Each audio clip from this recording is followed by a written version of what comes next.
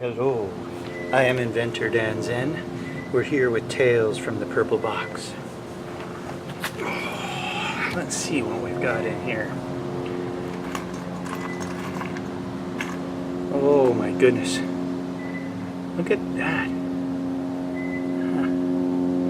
Instantly it just reminded me of a tunnel. And just recently I was in a tunnel. I was inside of a round tunnel underneath a road. Yeah, that was cool. That was outside at a place called StrangeWaves. So StrangeWaves is like a sort of a hippie festival for hipsters. Well, I don't mind being called a hipster, but these guys might, so we'll call it alternative music, that kind of thing. Yeah, electronica and beautiful folk, and I think just music from free minds. I think so, as far as I can tell. So, I was out at this thing called StrangeWaves, and it's at the Paris Fairgrounds. And the Paris Fairgrounds, at the back of the Paris Fairgrounds, is a long hill. And we came in at the top of the hill and down and around into the valley. And as we come down the hill, there's a swimming hole off to the left. And then into the valley, in the center of the valley, well, it's just down the hill. There's no other hill coming up the valley, but we'll call it the valley down here. In the center of the valley is a stage. And then all the way up the hill are tents, all the way along the back of the hill. Well, the hill goes far that way and eventually comes up to the grounds, like goes up, and I don't know what's behind there. And then the hill goes up here on the other side to where the cars come in, and there's an entrance tent. Yeah, so I came in, and up on the hill there was a structure, a purple structure made out of, I don't know, felt, fun for something. It was big and huge, like a pyramid, and it had an eye in the top. And there was performance artist, a hippie guy in the eye talking, while the other parts of this head and the mouth was a big water slide. Other parts of the head were doing crazy things. So that was fun. I was on at noon, and I had gotten there around 10:30, 11. Started at the swimming pool. In the swimming pool was a concrete slab like that was the same shape. I dove off it. Same shape, basically. Cool. Strange waves, that is. And so, actually, I was playing with stones in the water. In the water, there are stones, and they were all triangular stones. So I was holding it up over the level of the water, and it looked like a shark, and it was going boom, boom, boom, boom, and attacking the hipsters in the water. It was fun.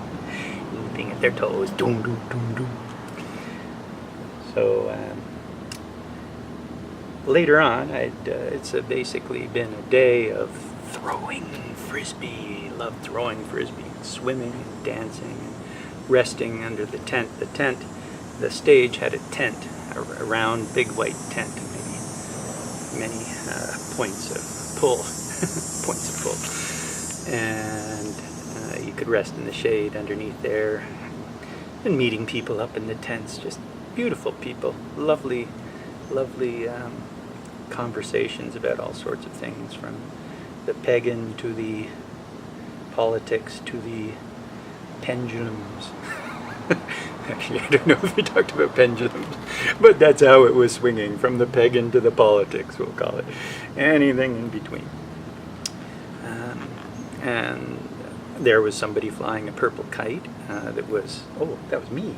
Well, there was a black kite that was a shark, and I had a purple kite. I would call it a fuchsia, sort of a very pinky purple.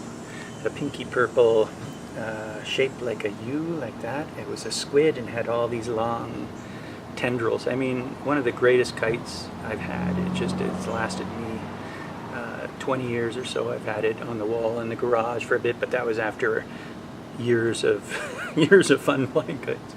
And then I had it in the car for whenever I wanted to fly a kite in the car. We'd be driving past Rock Chapel and go, "Hey, let's fly a kite," and pull that out there. I lost my last octopus over the waters of Hamilton, but this I've had ever since then. Squid. can't even remember where I got it, maybe North Carolina. Anyway, I get that out, and I'm flying, and we're running along the base of this big long hill, and with the other kite, and it's coming down a bit, and it's windy, and I'm flying mine, but it's windy, but we're just not up high enough. Maybe we're in the sort of the wind of the valley, but it keeps on kind of falling down. So I did this a few times, and I usually don't have any problems with kites at all. So I actually took the kite and adjusted it. Instead of being so flat like that, if you adjust it by pulling the front one closer, it's on more of an angle, and then you have more of a luck flying the kite. So I had done that, I had better luck. Still difficult. So I decided I'd go all the way, well, almost all the way to the end of the one field. So if we're at the stage looking back at the hill, the booth is up here, and the end of the fair, or the Paris sort of fairgrounds proper starts. I don't even know what's up there, something on a level that I didn't see. And on that hill going up towards that all day, there sat a goth in black, or a hipster, or a emo, or somebody in black, all in black. I think it was a guy, not sure, reading a book. You could only see him far off in the distance up there, all day reading a book while everybody's scurrying about doing their stuff. Anyway, so I went all the way to the base of that hill going up, and ran, and that was at basically the edges of the tent, and I ran, and this kite was on a spool that wasn't a normal kite spool. It was a spool of maybe embroidery thread or something like that. It was strong enough, a little bit thicker than, well, thicker than thread, and about this thickness of string, but sort of like golden. I don't know how to describe it. Beautiful. Anyway, it was on a big spindle, and so I just ran, and I let out the spindle, and let it out. I ran right across, past between the stage and the rest of the tents, along the rest of the tents, out to the hill where the pyramid was, and right up the other sort of side to where the cars were coming in. Although there's not many cars coming in now. So I got up there, and I turned and looked, and my kite was just way the heck up there. It was a little speck way up in the sky. So I let the volunteers at the gate try the kite, and they enjoyed that. Some said they had flown a kite in so long. And then I sort of came back, and as I was holding it, I realized, oh no, it's starting to dive. Now this is now out past the hills with the tents on the top, past the sumacs or brush and trees that are all along the top there, over the hydro wires that are sort of more distant, up on a road, okay, and over the road. I'm going, okay, well, I better not pull this anymore, so I let it out a little bit, like I walked with it. When I walked with it, it went up. If I didn't walk, it started spiraling down. It was so windy, it was just too much for it. And so I'm going, okay, I'll walk a bit more. And then I'm having to walk almost between trees. Like if I pulled, it just went down, and it was going between these beautiful trees by the tents. The string was, the kite wasn't, it was beyond that. And so I'm going, okay, and I had to walk between the trees and around the tents, maybe 50 tents or so. And I ended up walking right to the corner of the tents. There's my friend Lee there, and I'm going, I got this kite. If I pull it, see, look, it just went down, and we could see up the hill there. And then, there's a distant road somewhere, and it just went down over some high trees, and it was like, okay, it went down. I have no choice but to just cut this thing free, I think, and maybe I'll go look for it. So anybody have a knife, and we're toying with this, and somebody goes, oh, there I go, and it pulls out like a Swiss Army knife, and I get it. I got the kite. Okay, trying to get this Swiss Army knife open. I'm going, and then I look down at my feet, and there's a couple of kitchen knives and some sheaths and a plastic box. I go, okay, how about those? And so I just say, here you go, take that back. I reach down and get the knives, and I'm just about to cut it free, and the thing comes up over the horizon, over the trees. The kite, and I go, oh my God! And I sliced the string by accident.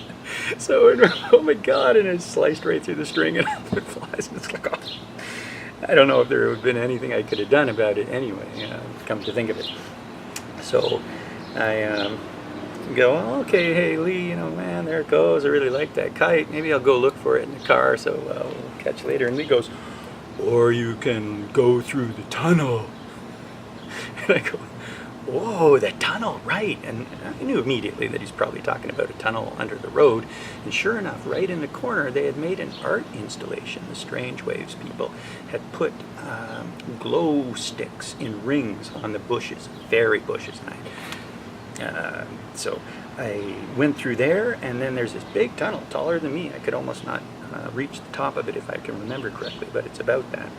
A couple people, 3 people walking side by side, 2, 3 people. And they had strung old-fashioned lights along the middle, and later when I got back to that tunnel at night, I saw that they had also done little light shows all along the side, these little bulbs with light manipulations. Very fairy-like, very nice. So I went through the tunnel, and on the other side it was old farm equipment initially, just some, but it opened up into a big vista off to the right, very, very big vista of fields. And then on the left, there was the embankment coming down from the road with sumacs and things, but on the left, it kind of went down more and then up through pine forest, like just through thistles and shrubs and things like that. So it was natural. And I started walking through, and there were fallen logs, pine logs and stuff, and I was up and over things, and things were scratching at me.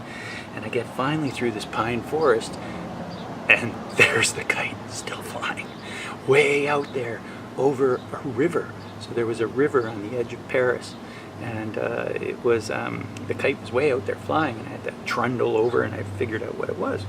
It was snagged on a thistle. And then the thistle, and then the string went up through the tree, a big tall tree, kind of slender tall tree, and then off way the heck over, just as far as it had always been, because I cut it right where I am, way the heck off there, over a stream. I'm going, okay, so I didn't know what to do, because if I let go of it, it would have just slid through the tree.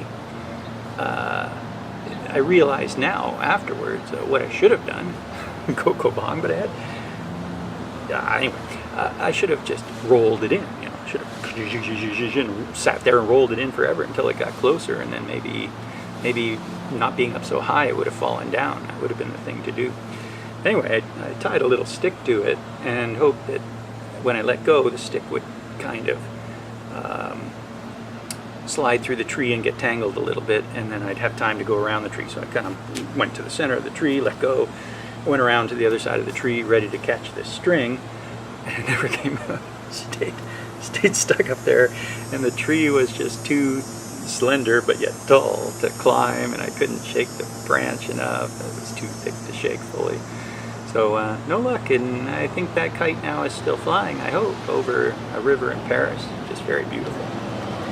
But later on in the day, I went back through all of that stuff and told the story to Lee, dead thirsty, like all it can be, you know, water, like after all this stuff, you know, going through and spending whatever half an hour through this brush in the hot sun.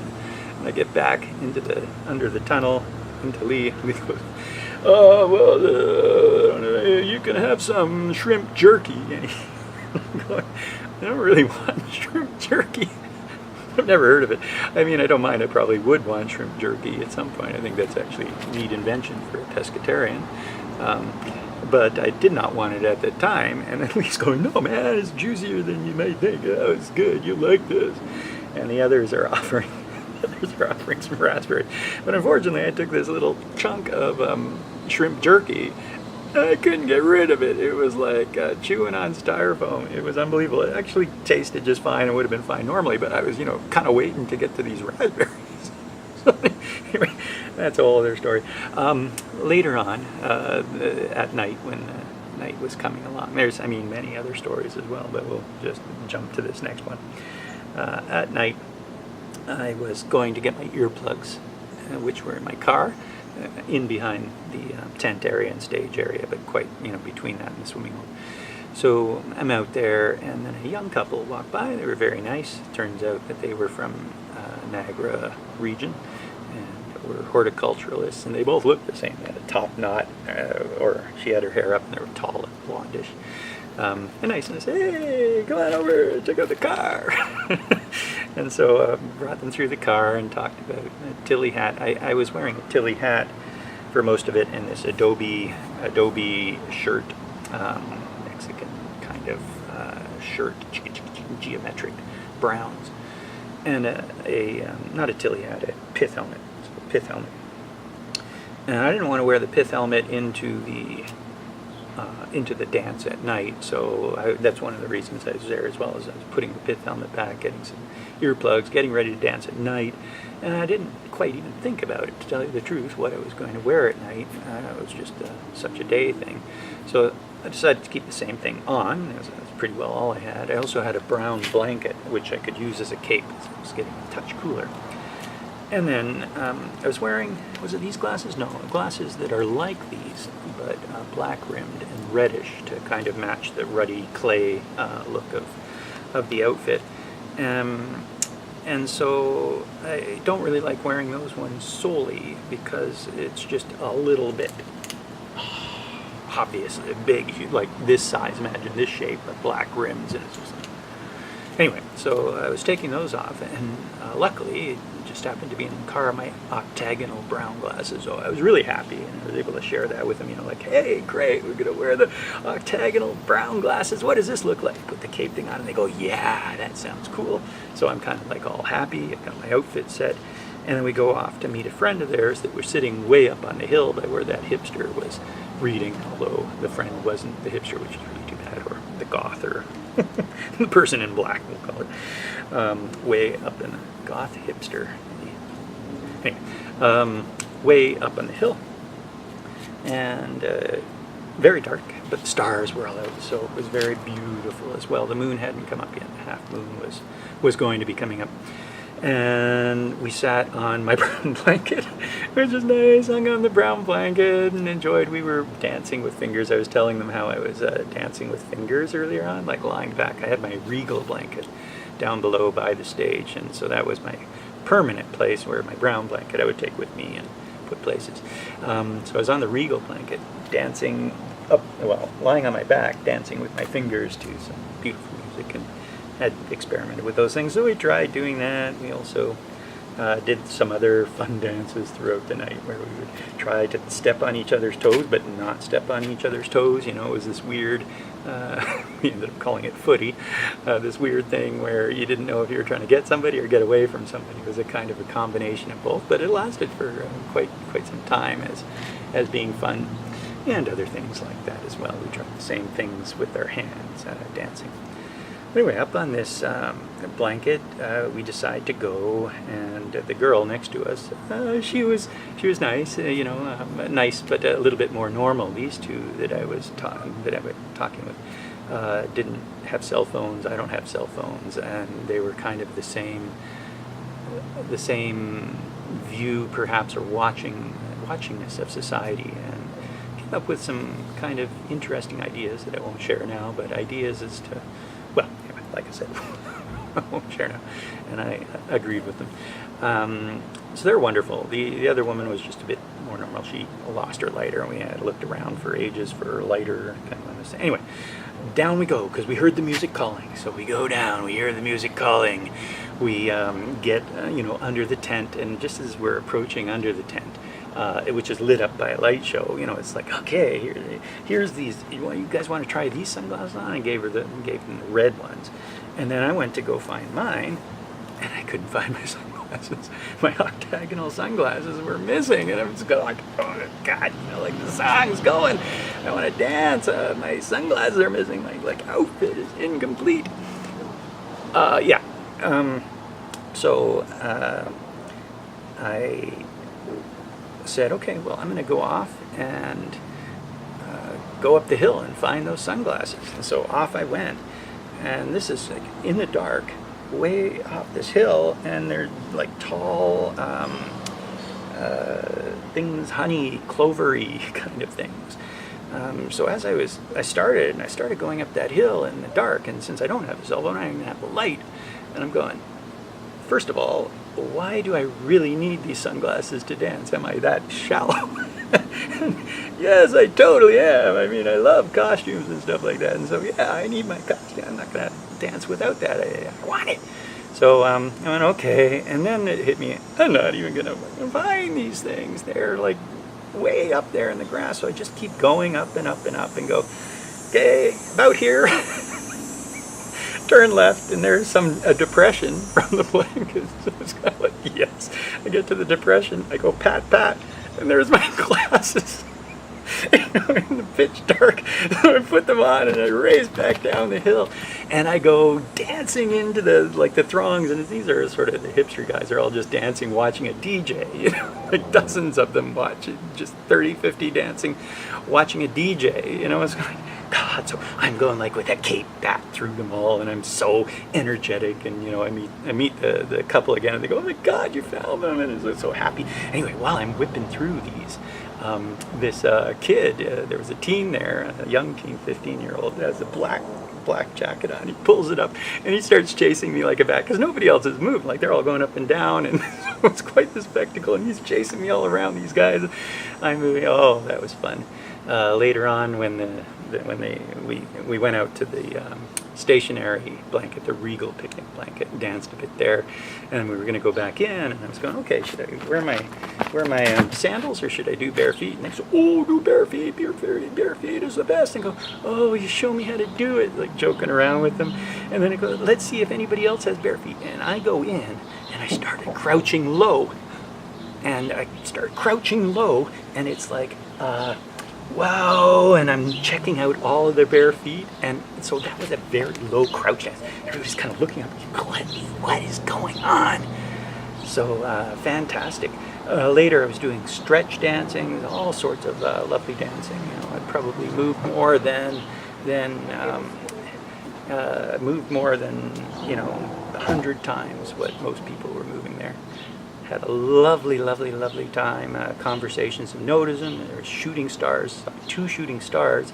One before I found my glasses, and the second one in an exodus that I got to talk about nodism. We went through the tunnel at night. Nodism. Oh man!